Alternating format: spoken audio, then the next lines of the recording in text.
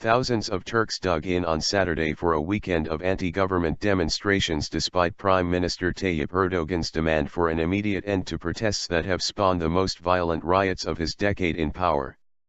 In central Istanbul's Taksim Square, where riot police backed by helicopters and armored vehicles first clashed with protesters a week ago, activists spent the night in a makeshift protest camp, sleeping in tents and vandalized buses, or wrapped in blankets under plane trees.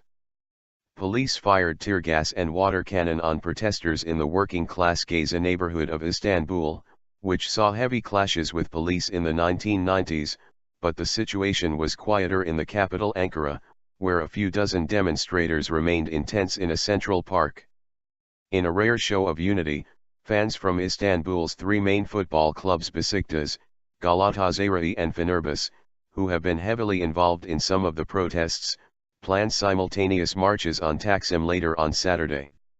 What began as a campaign against the redevelopment of Gazi Park in a corner of Istanbul's Taksim Square spiraled into an unprecedented display of public anger over the perceived authoritarianism of Erdogan and his Islamist-rooted Alaska Party. Riot police have clashed with groups of protesters night after night in cities across the country, leaving 3 dead and close to 5,000 injured, according to medics. Erdogan has given no indication of plans to remove tents in Taksim, around which protesters have built barricades of paving stones and corrugated iron, clogging part of central Istanbul. "Let them attack, they can't stop us," a member of the Turkish Communist Party shouted through loudspeakers to a cheering crowd from on top of a white van in the square. Taksim is lined by luxury hotels that should be doing a roaring trade as the summer season starts in one of the world's most visited cities. But a forced eviction might trigger a repeat of the clashes seen earlier in the week. Anger boils over.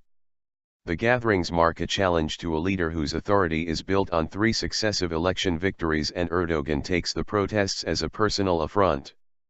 Sources close to the Alaska Party that Erdogan founded in 2001 suggest a sense of siege within the leadership, with influential if disparate forces worried about the extent of his power. Citing a party source, the Radical newspaper said an Alaska Party executive meeting on Saturday may discuss the possibility of calling early elections, although it could also change party rules to enable Erdogan to seek a 4th term as prime minister rather than running for the presidency. The party has made no public statement on the agenda.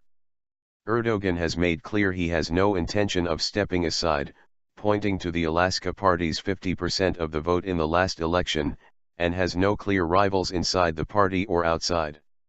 He has enacted many democratic reforms, taming a military that toppled 4 governments in 4 decades, starting entry talks with the European Union and forging peace talks with Kurdish rebels to end a 3-decade-old war.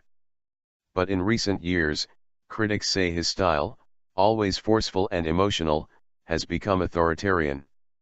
Media has come under pressure, opponents have been arrested over alleged coup plots, and moves such as restrictions on alcohol sales have unsettled secular middle-class Turks who are sensitive to any encroachment of religion on their daily lives. These protests are partly a result of his success in economic and social transformation. "There's a new generation who doesn't want to be bullied by the Prime Minister and who is afraid their lifestyle is in danger," said Just Lagendijk, a former European parliamentarian and Istanbul-based academic.